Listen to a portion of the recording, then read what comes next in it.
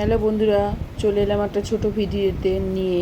আজকে আমরা দিদির বাড়িতে গেছিলাম। এই দেখো, দিদির বাড়িতে ওই ঠাকুরের পুজো হয়েছিল।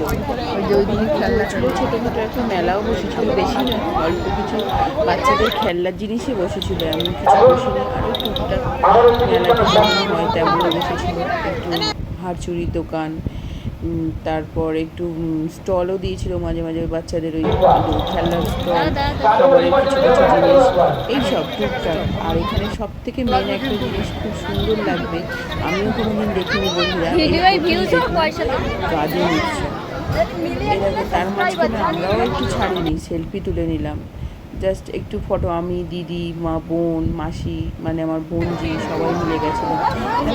খাবারের স্টল বসেছিল, তারপরে ভালোই লাগছিল। আর গাজন উৎসব আমার কোনো দিনই দেখা ছিল না, এই প্রথম।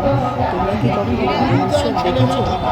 আর দেখতে খুব ভালো লাগছিল। তোমরা যদি কোনো সময় দেখে থাকো আমাকে তোমাদের ওখানে গাজন উৎসব কেমন হয়।